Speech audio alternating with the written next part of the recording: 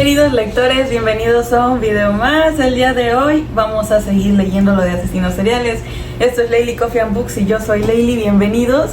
De antemano les agradezco mucho que estén aquí viendo la parte 3 de asesinos seriales, porque estoy bien consciente que la parte 2, pues con ese cambio de ropa y todo así, el cambio de horario, el cambio de iluminación, quedó súper de collage y una disculpa enorme.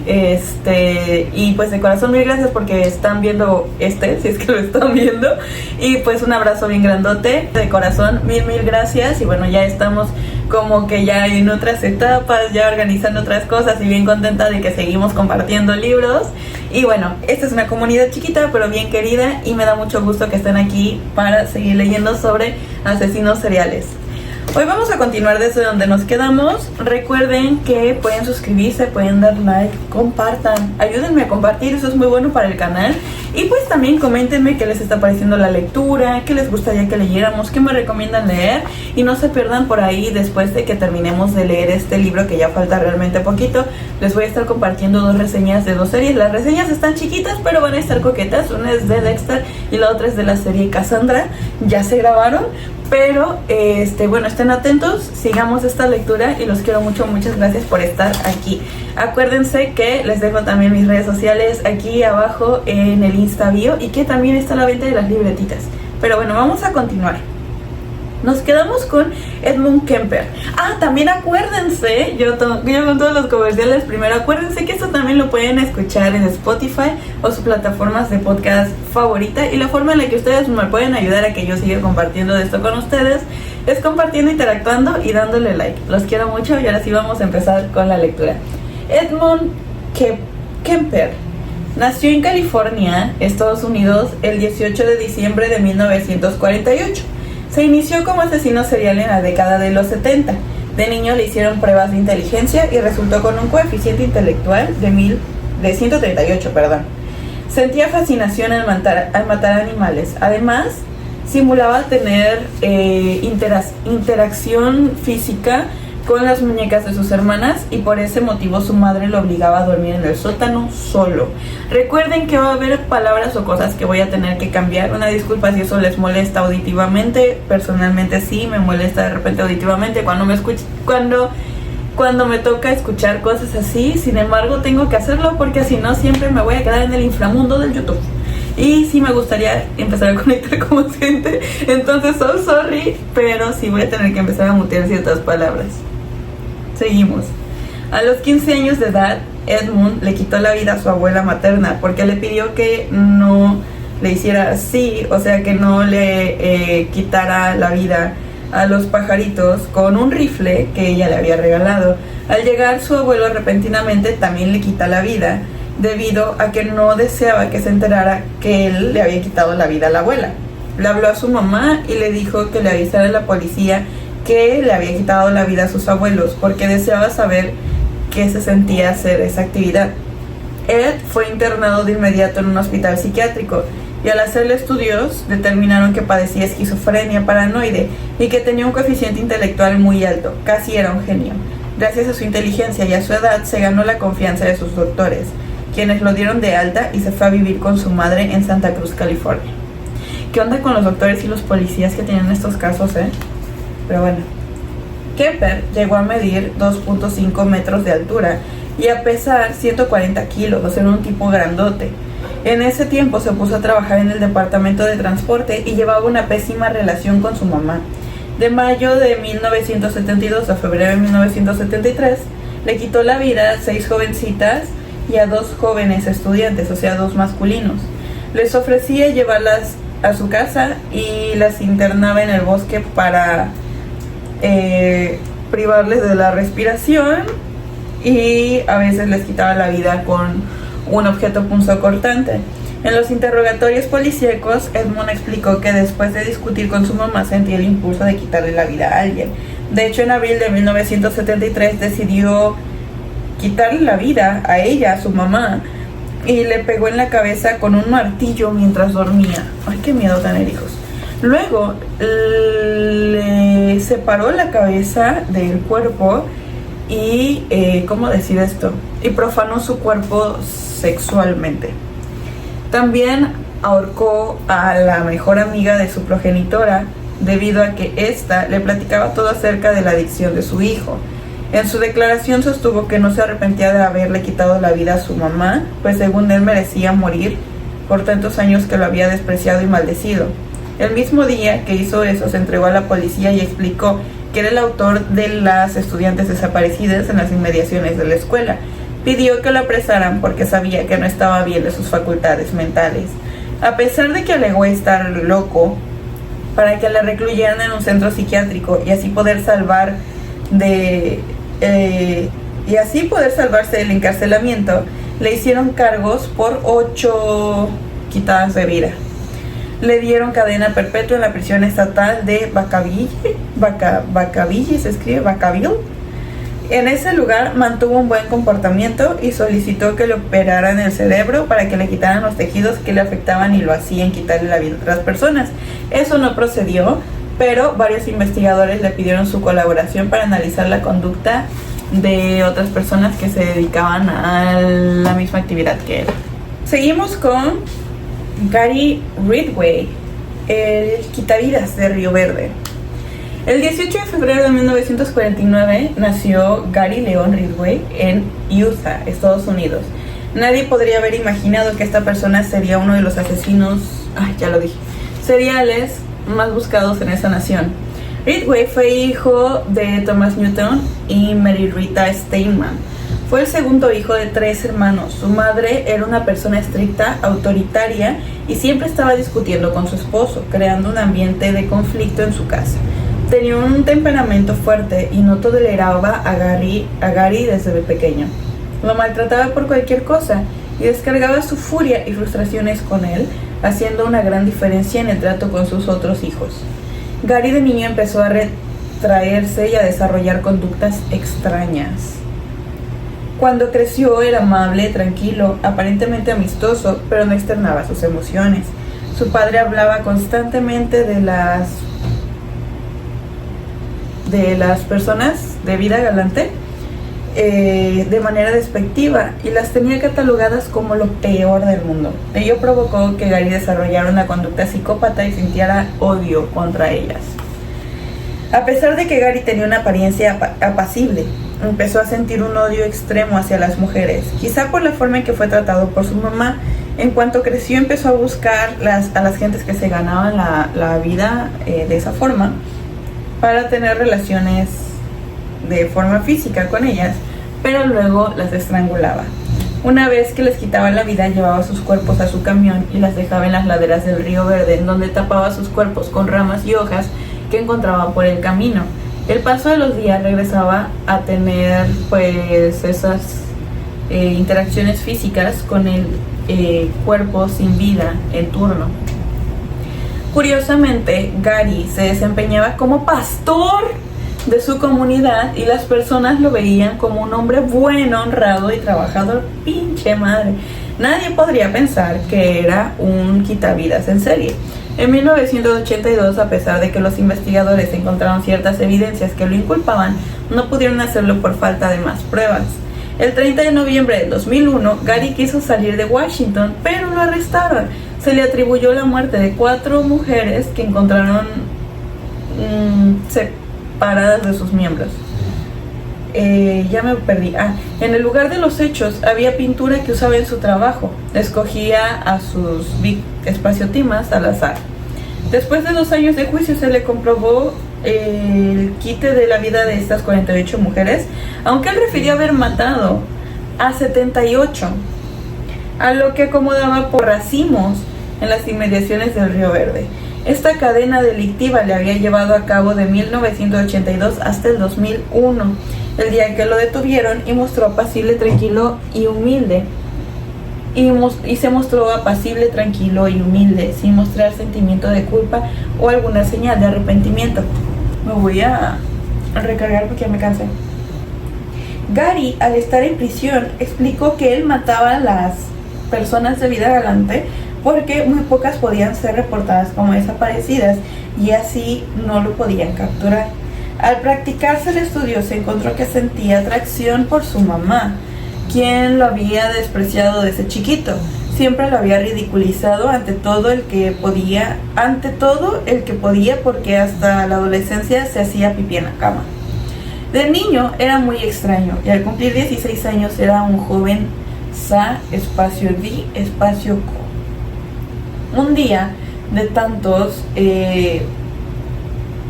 acuchilló, no encontré cómo cambiarla, acuchilló a un niño de 6 años porque en ese momento quería sentir que se sentiría quitarle la vida a alguien. Ya presentaba una conducta criminal. Después de varios años de juicio, Gary fue condenado a cadena perpetua y se libró de la pena de muerte. Ahora vamos a ver a Pedro Alonso López. Ay no, es que estos casos están bien feos, oigan. De hecho, un amigo me estaba diciendo, y me pasó un podcast donde se habla mucho de estos, y porque vio que estoy leyendo esto, me dijo, te recomiendo este podcast, que parece que solo se llama así, Asesinos Seriales, y pues dice que está muy bueno. La verdad todavía no me animo a verlo porque me da cosa, pero aquí estamos leyendo. Vamos a ver a Pedro Alonso López, el monstruo de los Andes. Nació en 1949 en una población llamada Tolima, en Colombia. Fue hijo de una muchacha de vida galante y el séptimo de 3 hermanos. Su madre los trataba mal porque sentía que eran una carga muy pesada para ella. Debido a esta situación, Pedro se iba a la calle para permanecer el mayor tiempo posible lejos de su casa. No soportaba tanto maltrato de parte de su mamá. A los 8 años se encontró con un hombre maduro, quien le ofreció vivir con él y brindarle alimento. Pedro, muy gustoso, se fue con ese señor, quien abusó de él en varias ocasiones, y cuando se cansó lo echó a la calle. De manera que su casa era la calle, y donde se alimentaba los basureros. Uno de tantos días decidió irse a Colombia, en donde conoció un matrimonio estadounidense que lo adoptó. Al cumplir los 12 años fue abusado por un maestro, lo que le provocó un gran resentimiento y decidió irse a vivir a la calle nuevamente para robar. Muy pronto se hizo un experto en el robo de autos, motivo por el cual fue arrestado. Apenas contaba con 18 años. Por este delito lo condenaron a 7 años de cárcel. En los primeros días de su reclusión fue asaltado sexualmente, por 4 presos de mayor edad que él. Estaba tan indignado que decidió quitarles la vida uno a uno con una daga que consiguió allí mismo. Algunos compañeros del penal empezaron a proporcionar revistas por espaciográficas. Se dio cuenta que no deseaba estar en contacto con ninguna mujer porque les tenía miedo y le recordaban a su mamá. Después de pasar varios años encarcelado, en 1978 quedó libre y se fue a vivir a Perú. Allá empezó a violentar de forma física y a quitarle la vida a varias niñas y mujeres de más edad. Contó hasta 100 y dijo que las había enterrado en diversas partes de la región. Uno de tantos días en que intentó abusar de una niña de 9 años, lo atrapó un grupo de campesinos y lo torturó.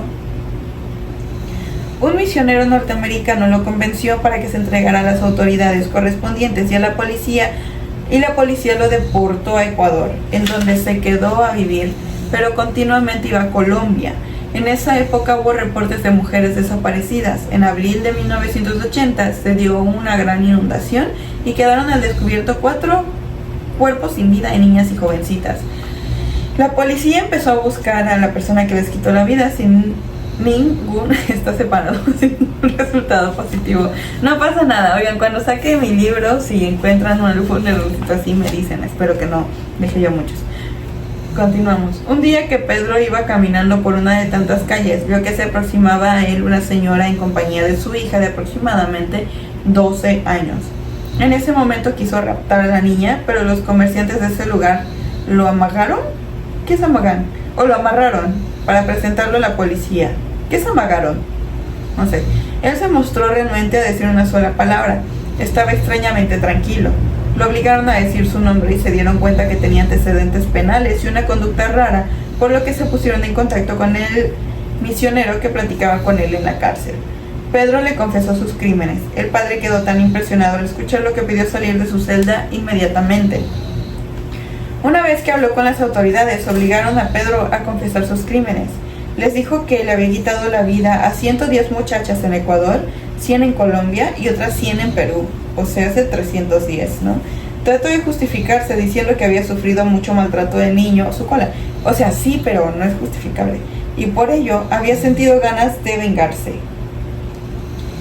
Que le gustaba la mirada de inocencia de sus víctimas cuando las asaltaba físicamente y pues les quitaba la respiración, que le producía eso a él mucho gusto. La policía investigó su caso a fondo y descubrió que de hecho decía la verdad, por lo que en 1980 fue condenado a pasar toda su vida en una cárcel de Colombia. Ahora, vamos a ver sobre Kenneth Bianchi, mejor conocido como el estrangulador de Hillside. Esta persona nació el 22 de mayo de 1951 en la ciudad de Nueva York. Su madre era de la vida galante también y era alcohólica, por lo que decidió dejarlo en adopción. A los 3 meses de nacido lo adoptaron los señores Bianchi y lo bautizaron con el nombre de Kenneth Alessio Bianchi. Bianchi o Bianchi, no sé. Desde niño, tenía por costumbre decir mentiras y mojaba la cama. A los 5 años su mamá lo lleva con el doctor para que lo examine porque ponía los ojos en blanco. Le practicaron diferentes pruebas y resultó con un coeficiente intelectual de 116, superior al promedio. Tenía habilidad para hablar y para desempeñarse en las artes. Era dependiente de su mamá y a los 9 años seguía haciéndose en la cama, por lo que los doctores lo revisaban constantemente. Su mamá ahogaba a su hijo con sus preocupaciones. Era excéntrica, perturbada, sobreprotectora y a la vez hostil. Angustiaba a su hijo sobremanera, o sea, la ansiedad de su mamá lo afectaba a él. A los 12 años se muere su papá adoptivo, y no lloró por él. A los 15 era un joven bien parecido, pero debido a la formación católica de su mamá y a sus críticas en torno a las jovencitas que se vestían provocativamente, él también las veía con resquemor. Al poco tiempo empezó a salir con varias muchachas. A los 18 años, al terminar sus estudios de prepa, se casa con una jovencita de nombre Brenda, quien lo dejó al poco tiempo porque no le gustó el trato que le daba. Después de unos meses se vuelve a casar, pero su esposa lo abandonó a los 8 meses. Esto provocó a Bianchi mucho dolor. Decidió prepararse como policía, pero fue rechazado. Sin embargo, se desempeñó en algunos puestos de seguridad. Debido a que era muy mujeriego, empezó a robar para ofrecerle regalos a sus novias. A los 26 contactó a un primo y se fue a vivir con él a Los Ángeles. Era un misógino terrible. Allá se hizo pasar como psicólogo y de pronto empezaron a aparecer jovencitas que les quitaron la vida. Su primo era un tipo con problemas y por ello se llevaron muy bien para cometer delitos conjuntamente una vez que quedaron sin dinero. Tuvieron la maravillosa idea de hacerse padrotes. Kenneth empezó a contactar mujeres de la vida galante, entre las cuales conoció a una joven de nombre Yolanda Washington, a quien le quita la vida. En 1977 empezaron a aparecer jovencitas que les habían quitado la respiración para quitarles la vida, y los primos, los primos asaltaban físicamente a las personas de vida galante y les dejaban amarradas los pies y las manos. En los medios de comunicación se empezó a hablar del estrangulador de Hillside. De acuerdo a las investigaciones, cayeron en la cuenta de que se trataba de más de una persona debido a la forma en la que las transportaban de un lado a otro. Para no despertar más sospechas, Bianchi se fue a vivir a Washington, lugar en que se dio nuevamente el fenómeno de aparecer cuerpos sin vida de jóvenes, igual de la misma manera en que sucedió en Los Ángeles. La policía muy pronto capturó a Kenneth y a los pocos días también aprendieron a su primo, que bueno, los dos confesaron haberse disfrazado de policías y por ello se les hacía fácil contactar a estas personas de vida, pues así. Kenneth fue sentenciado a cumplir varias condenas perpetuas tanto en Washington como en California, o sea que todavía no las acaba de cumplir. Ok, sí, me encantan los finales felices. Oigan, vamos a leer el último porque ya me tengo que ir a dar clases. Recuerden que también doy clases de música. Robert Lee Yates nació el 27 de mayo de 1952 en Washington, Estados Unidos. Era un psicópata integrado a la sociedad. Entre los años de 1996 y el 98 le quitó la vida a 13 personas de la vida galante, pero ya había quitado de la vida a 2 más en 1975 en Walla Walla. Estando en Washington, invitaba a estas personas a sostener relaciones físicas en su camioneta Ford en 1979, en donde además los hacía pues consumir cosas ilícitas. Luego les propinaba unos tiros en la cabeza para después abandonar sus cuerpos tendidos en zonas rurales. Yates provenía de una familia de clase media acomodada perteneciente a la iglesia adventista. En 1970 se gradúa y se puso a trabajar como guardia de seguridad en una penitenciaria de Washington. Posteriormente ingresa al ejército de Estados Unidos, en donde logra obtener una certificación como piloto. Estuvo comisionado en Alemania y luego en Somalia en la década de los 90. Recibió varios reconocimientos y medallas meritorias por su buen desempeño. Era un psicópata que llevaba doble vida, o sea, bien Dexter Morgan este güey, pero sin su código de honor.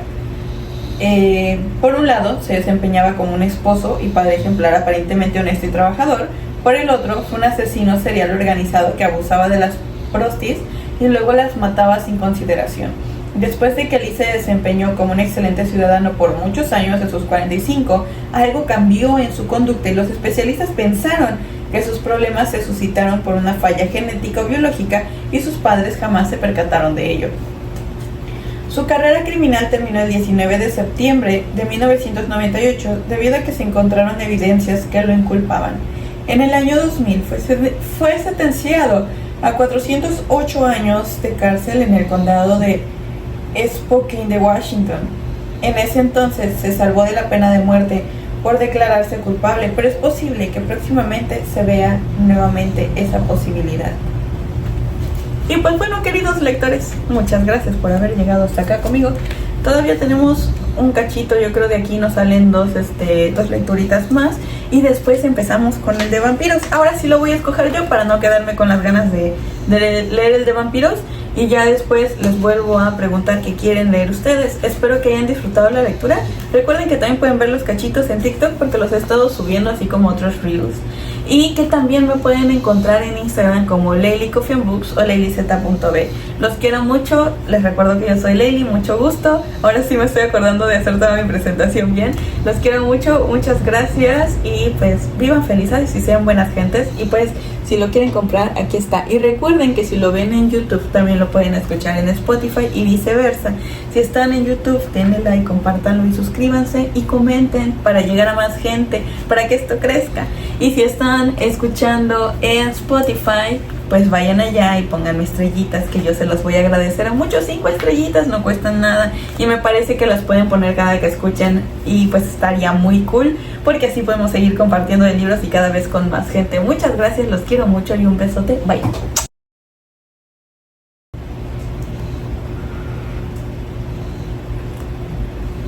Miren, esta es mi taza de calavera. Me gusta tomar el café con un poquito de leche, aunque ahí pareciera que tiene mucha leche, realmente tiene poquita y sabe rico. Y está bien bonita mi calaverita. En 1949, en una población llamada Tolima, en Colombia, nació otra vez. Espérenme un segundo.